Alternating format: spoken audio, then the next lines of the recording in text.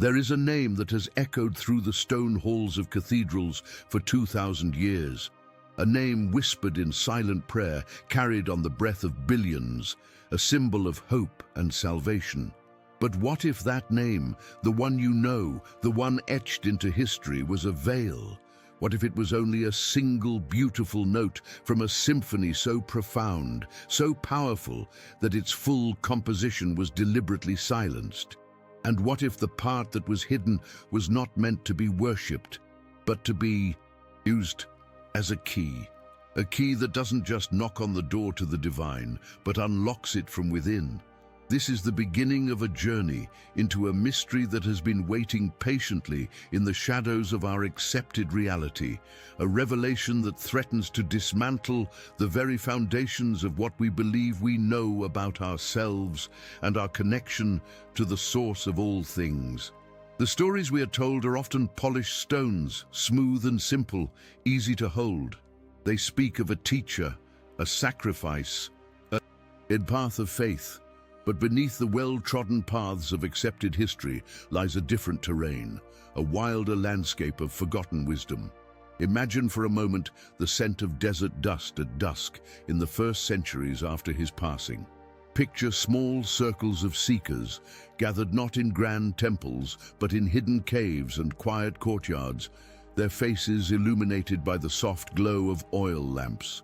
They were not followers of a new religion. They were students of a sacred science, practitioners of an inner alchemy, and they guarded a secret that the rising empires of the world could not afford to let survive, a piece of hidden knowledge so potent that it had to be buried under layers of dogma and fear. This hidden knowledge was not a set of rules or commandments. It was a living transmission, a vibrational truth. It whispered of a divine spark, a fragment of the eternal source that resides not in the heavens, but within the chamber of the human heart, and at the very center of this ancient. Wisdom was a revelation so potent, it could shatter the chains of spiritual dependency. It was the understanding that the divine is not something to be pleaded with, but a frequency to be attuned to. The key to this attunement was not found in blind belief, but in a sonic formula, a sacred vibration, a name that did not call out to a distant God, but awakened the God within, unlocking a direct and unmediated connection to the fabric of existence. What would change if this truth were real? Have you ever felt it? That quiet, persistent ache in your soul, a sense that the story you have been given is incomplete? It is the echo of a forgotten legacy, a whisper from your own ancestral memory, reminding you that you are more than you have been told. This feeling is not a flaw, it is a compass. It is the first sign of an inner awakening, the stirring of a lost truth that was buried but never died. It is a call to remember what the systems of control have spent millennia trying to make. You forget that your connection to the infinite does not require an intermediary. It is your birthright. The deepest mysteries are not locked away in inaccessible vaults. They are encoded within your very being, waiting for the right key to turn. This channel was created for that compass, for that call. We are here to walk the forgotten paths, to unearth the manuscripts buried in the sand, and to piece together the fragments of a truth that returns power to where it has always belonged, within you. This is not a journey for the faint of heart. It is a journey for the seeker, the questioner, the one who is ready to reclaim their spiritual sovereignty. If the echo of this lost truth resonates within you, if you feel a stirring to know the rest of the symphony, then your journey of remembering begins now. Subscribe and join us as we open the gates to this profound mystery. The revelations that await will change everything. To understand the depth of what was lost, we must journey back, far beyond the stone cathedrals and gilded altars that now define a faith. We must travel to a time when the spiritual landscape was a wild, untamed frontier. Imagine the sun-scorched earth of the 1st and 2nd centuries, in the deserts of Egypt and the hidden enclaves of Syria. Here, the teachings of the one they called Yeshua were not yet a religion of imperial decree, but a living, breathing science of the soul. These were the spiritual laboratories of the Gnostics, the Desert Fathers, and countless mystery schools where seekers gathered not to worship a distant God, but to undertake the rigorous inner work of knowing the divine directly.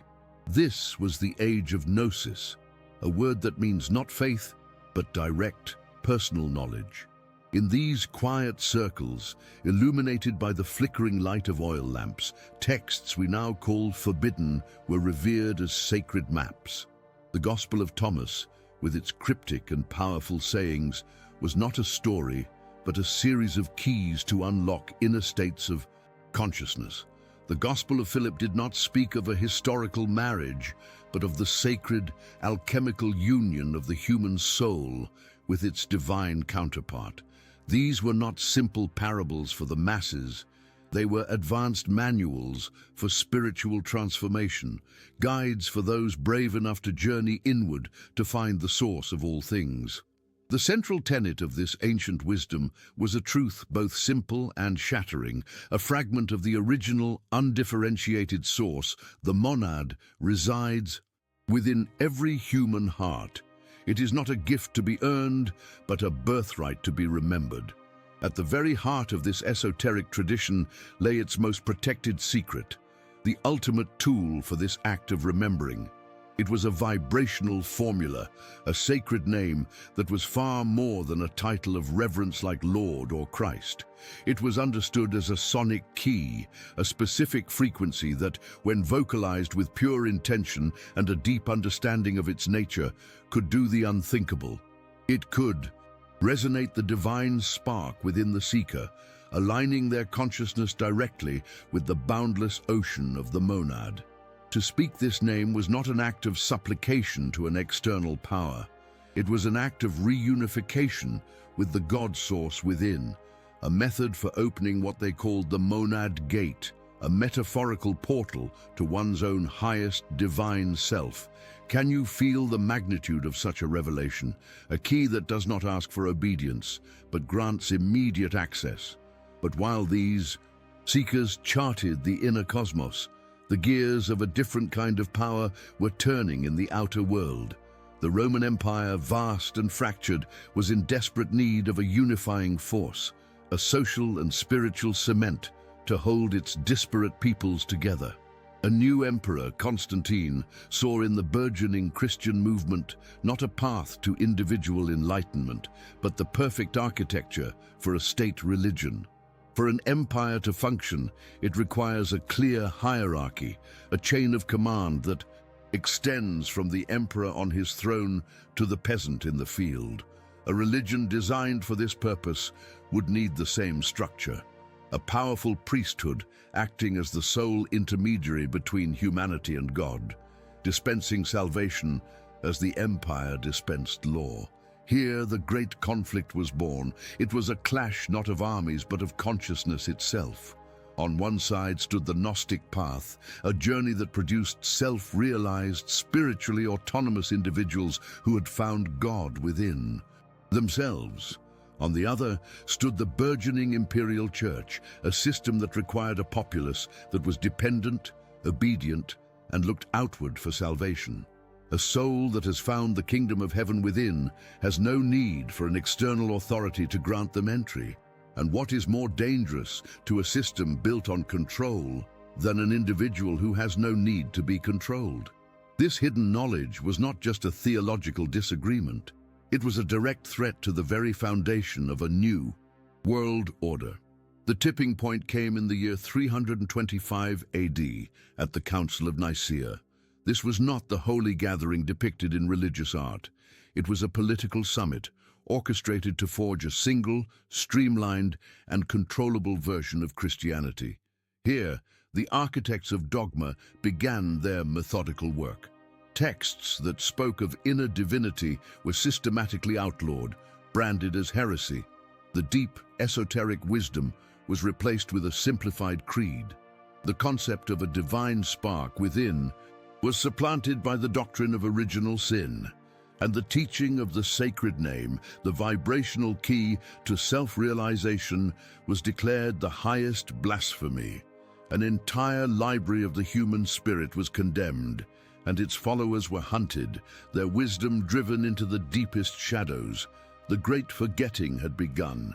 This was more than the suppression of books. It was the induction of a profound spiritual amnesia upon humanity. The path inward was barricaded, and humanity was taught to fear its own inner world. We were taught to seek a distant judgmental God, to plead for a mercy we were told we did not deserve. The lingering sense of separation, that quiet ache for a connection that feels just out of reach, is the phantom pain of this ancestral memory being severed. It is the echo of a forgotten legacy, but a truth so fundamental to our nature cannot be truly destroyed. It can only be buried. And like a seed dormant deep within the earth, it waits for the light. It waits for the right moment in history and the right hearts to begin its slow, inevitable return. A truth buried for millennia does not simply vanish. It leaves traces, like the fossil of a leaf pressed into ancient stone or the echo of a song in a forgotten valley. The proof of this lost knowledge is not found in a single, pristine manuscript displayed under glass in a sterile museum. It is a mosaic, pieced together from fragments scattered by the storms of history, preserved in the very places the architects of dogma never thought to look. The first and most thunderous piece of this mosaic was unearthed not by a theologian in a library, but by a simple farmer in the sun-baked earth of Upper Egypt in 1945. Near the town of Nag Hammadi, his shovel struck a sealed earthenware jar. Inside, protected from the ravages of time and the fires of inquisitors, lay a collection of 52 texts, an entire library of the human spirit that had been condemned to oblivion 16 centuries before. This was not a random collection. It was a spiritual archive, a time capsule buried with desperate hope by those who knew a great forgetting was about to descend upon the world.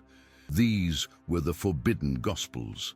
The Gospel of Thomas, which contains not a narrative of a man's life, but a series of his most profound and secret sayings, each one a key designed to unlock a door within the listener's own consciousness.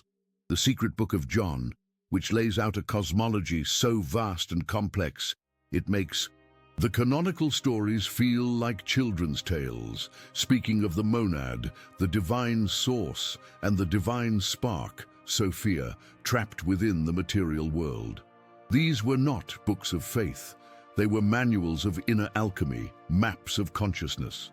And as scholars began the painstaking work of translation, a recurring echo emerged from the ancient Coptic script. It was a persistent, veiled reference to a power that resided not in belief, but in knowing. A power that could be accessed, awakened, and utilized. What truth could be so dangerous that it had to be sealed in a clay jar and buried in the desert, entrusted only to the silence of the sand? The secret of the vibrational key, the sacred name, was the innermost teaching, reserved for those who had proven themselves ready. It is therefore not spelled out plainly for the uninitiated to find. That was never the way of the ancient wisdom. Instead, its existence is proven by the space it occupies, like a celestial body whose presence is known only by its gravitational pull on everything around it. The texts speak of becoming a passerby, of finding the kingdom within, of a single one who is undivided. These are not mere poetic phrases. They are descriptions of a state of being achieved through a specific practice. This practice is the golden thread connecting these teachings to even older traditions. The power of sacred vowels, the use of sonic resonance to alter consciousness, was a foundational science in the Egyptian mystery schools and the Pythagorean brotherhoods. The one they called Yeshua was not inventing a new path. He was revealing the pinnacle of an ancestral legacy that understood the universe as a symphony of vibration. When the burning of these sacred texts began, the knowledge did not die. It simply changed its form. It flowed from the written word into the oral tradition, becoming a whisper passed from master to student in hidden communities. It was encoded into symbols, woven into the very fabric of art and architecture by those who kept the flame alive. Look to the Cathars of southern France, a people who were annihilated for their belief that the divine spark resided within every soul, independent of any church. Listen to the echoes of their teachings, of a direct path to the spirit that horrified the established order. Look to the sacred geometry used by the Knights Templar in the construction of their great cathedrals, buildings that were not merely houses of worship, but resonant chambers designed to evoke altered states of consciousness. The knowledge survived not as a doctrine, but as a living current, an underground river flowing beneath the foundations of the empire that tried to stamp it out.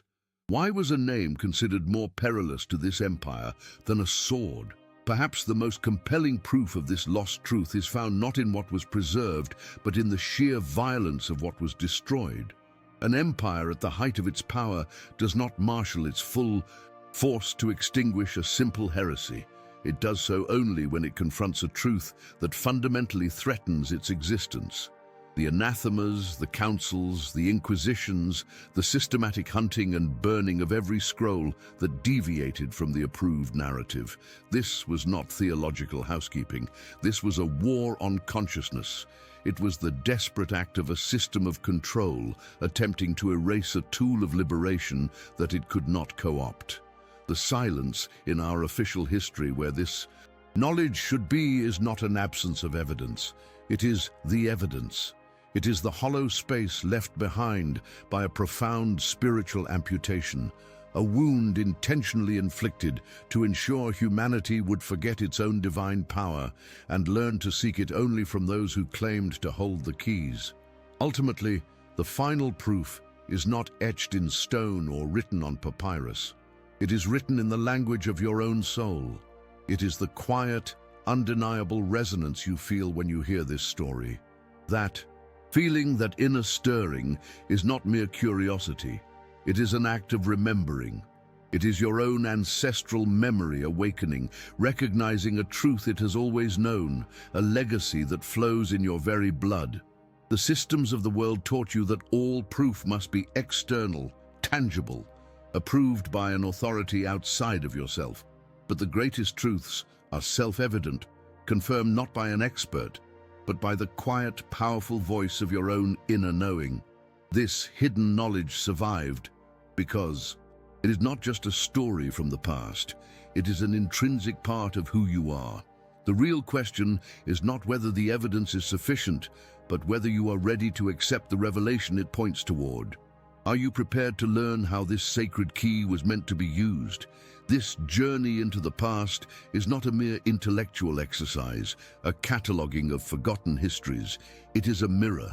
The story of what was buried is the story of what was taken from you, from all of us. Have you ever felt it? A quiet, persistent sense of separation, a feeling that you are standing on one side of an invisible wall, and the divine, the sacred, the truly meaningful is on the other. This feeling is not a personal failing, it is a scar. It is the phantom ache of an amputated connection, a spiritual wound inflicted upon the collective human soul so long ago that we have forgotten we were ever whole. This ache is the echo of the Gnostic truth, a memory that resides not in the mind, but in the very cells of your being, whispering that you were designed for direct union, not for distant worship. The architects of dogma understood a profound truth about human consciousness. To control a people, you must first sever their connection to their own inner power. You must convince them that the kingdom of heaven is a destination to be earned through obedience, not a reality to be accessed within. And so, a great and terrible lie was woven into the fabric of our spiritual identity.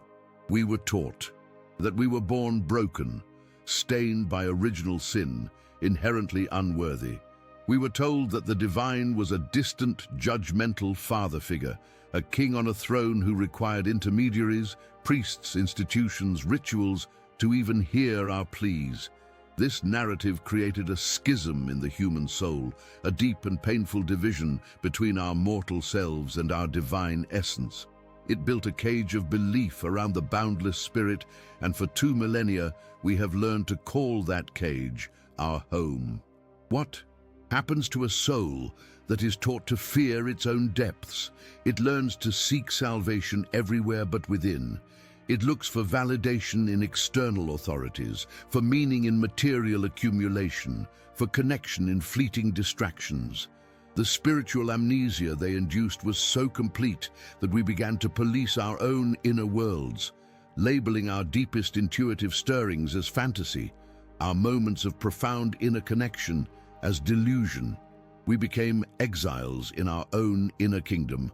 The great tragedy is not that this ancient knowledge was hidden from us, but that we were conditioned to hide from ourselves.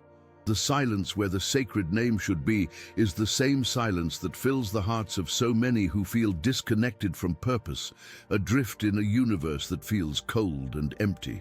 But a lie, no matter how old or powerful, cannot hold forever against a truth that is encoded into the very structure of our being.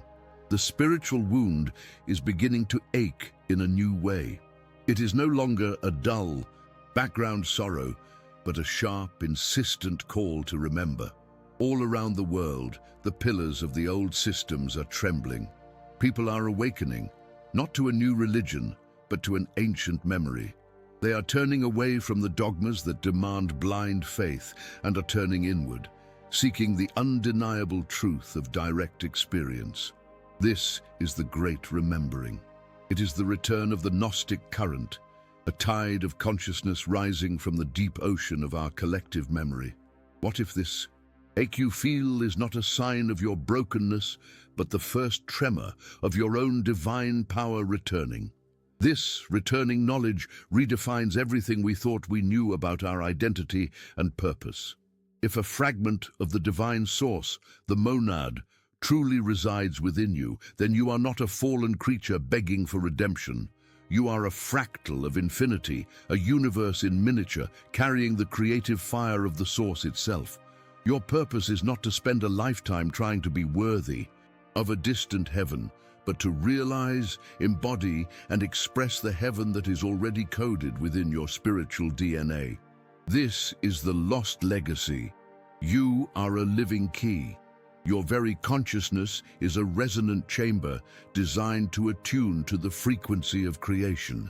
The systems of control told you to kneel, but the ancient wisdom invites you to stand, to remember your origin, and to reclaim your birthright as a co-creator of reality. The unearthing of the Nag Hammadi texts was not an accident of history. The re-emergence of this forbidden truth in our modern era is a sign that humanity has reached a critical point in its evolution. The spiritual amnesia is lifting. The seed that was buried in the desert 16 centuries ago is finally beginning to sprout, breaking through the hardened soil of dogma and materialism. We are the generation that stands at the threshold, with the unique opportunity to piece together the fragments and restore what was broken. We are being called to heal the great schism, to bridge the gap between our human experience and our divine essence. The return of this knowledge is a profound responsibility. Are you prepared to go deeper into this mystery? To understand not just that a key was hidden, but to learn precisely how it was designed to be used? Because this sacred name, this vibrational key, was not a simple word to be recited like a magic spell. That is the shallow interpretation the old systems would want you to believe. It was something far more profound. It was the centerpiece of a sacred science, a technology of the soul that worked with the fundamental principles of the universe: vibration, resonance, and intention. The Gnostics understood that all of creation is a symphony of frequencies. To speak the sacred name correctly was to learn how to sing your own note in that divine chorus, to tune the instrument of your own being so perfectly that the wall between you and the source simply dissolved. The revelation that awaits is not just a piece of lost history. It is a practical manual for unlocking the limitless potential that has been dormant within you all along.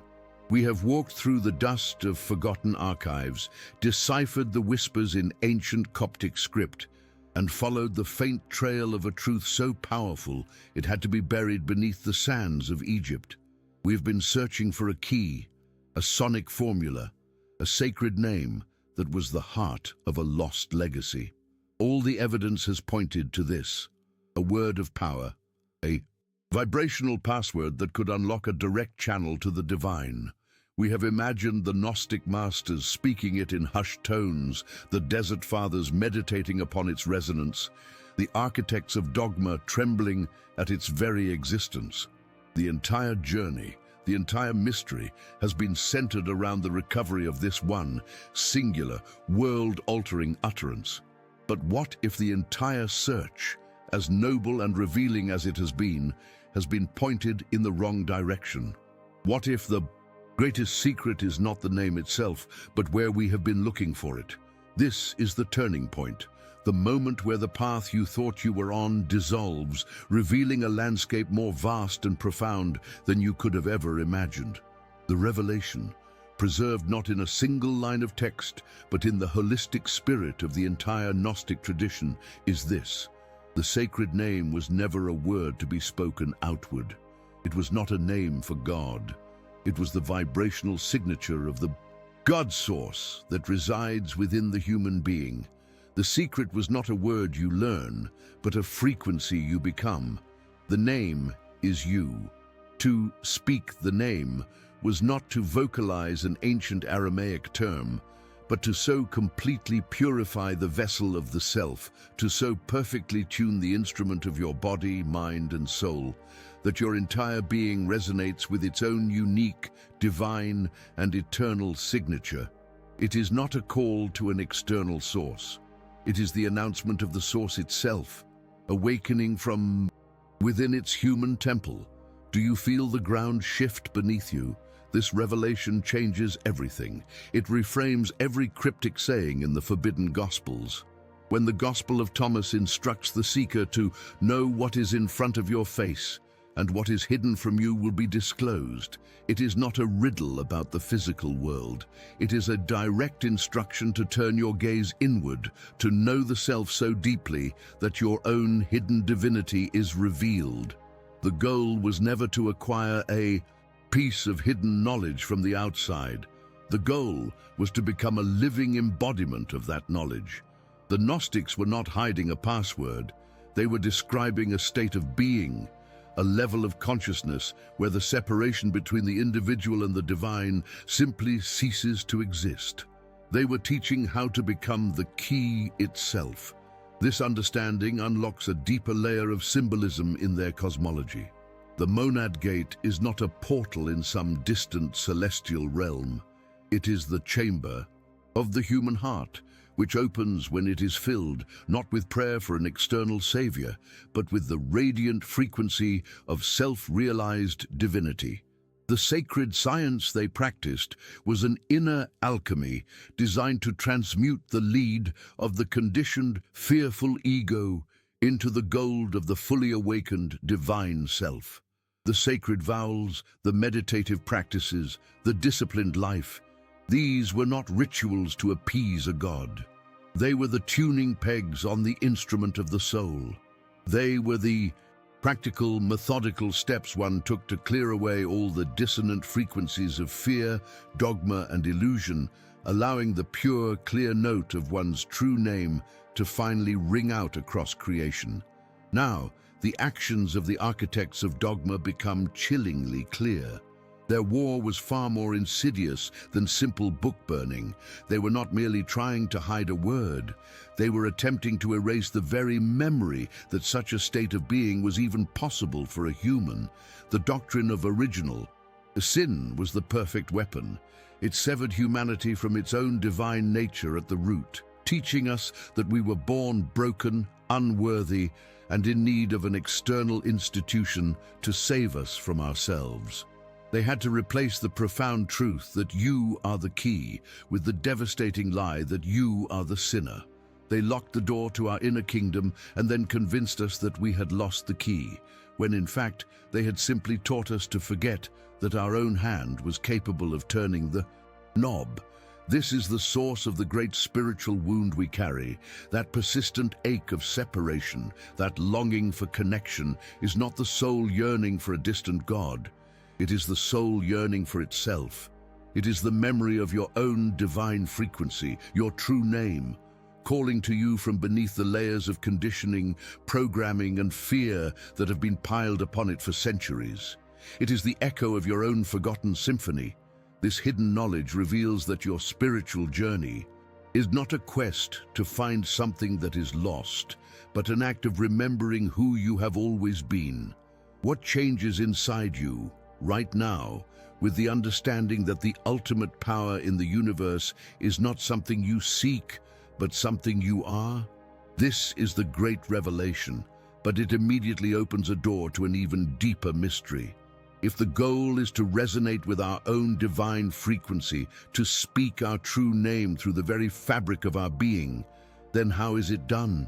A truth of this magnitude would not have been left as a mere philosophy.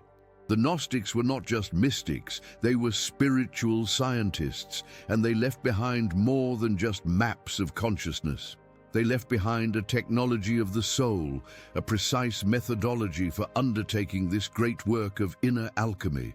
The clues are there, hidden in plain sight, in their texts, their symbols, and their rituals. They speak of a sacred union, of a fire that purifies, and of a light that is born within. The journey to find the name is over. The journey to become it has just begun.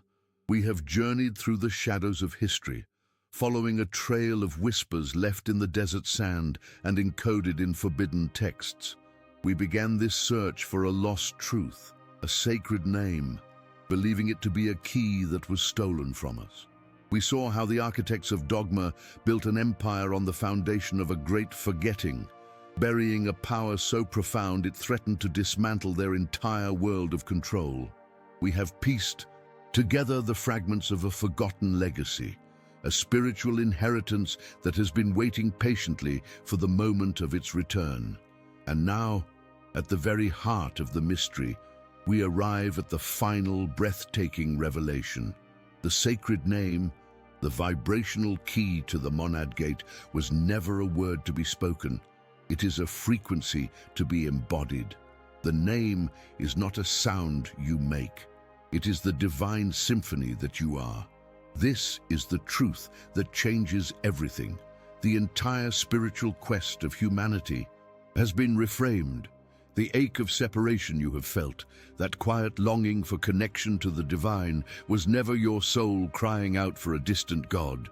It was your soul calling to itself, trying to remember its own song from beneath the crushing weight of dogma and fear.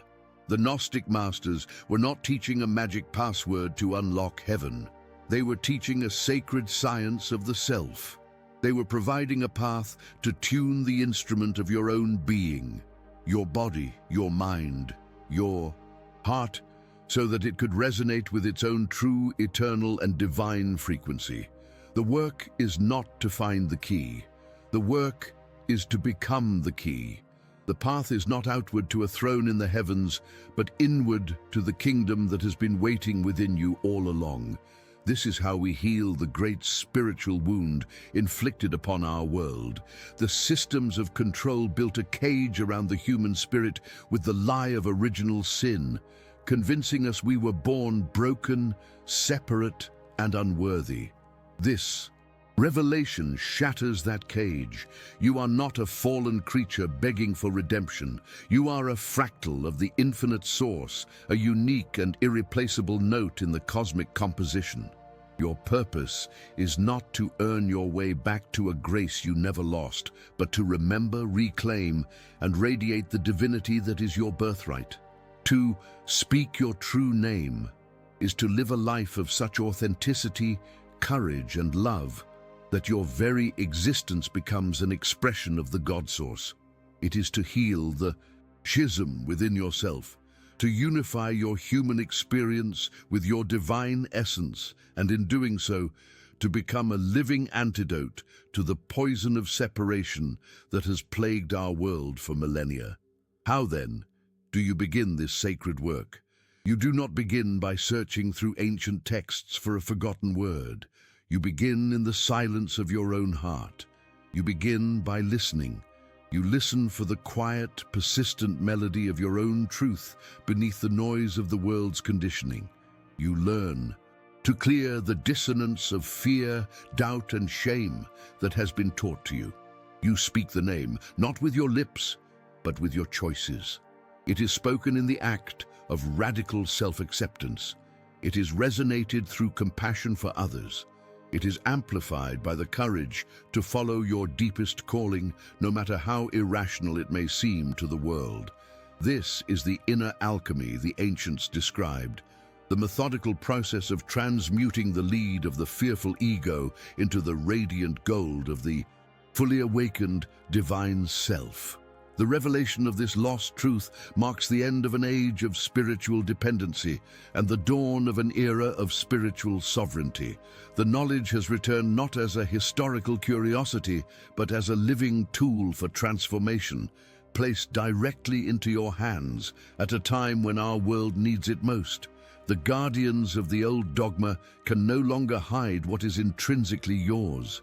The memory is awakening in the very cells of your being. The only question that remains is what you will do with this remembrance. What symphony would your life compose if you allowed this divine frequency to flow through you, unimpeded and unafraid? Share your resonance, your own piece of this unfolding symphony in the space below. This is more than a story. It is your ancestral legacy, a call to reclaim the power that has always been within you. If this truth resonates in the deepest chamber of your soul, help us to sound this note across the world. Subscribe to continue this journey of remembering and share this revelation with those who are ready to hear it. The time for seeking a truth outside of ourselves is over. The time for living the truth of who we are has come.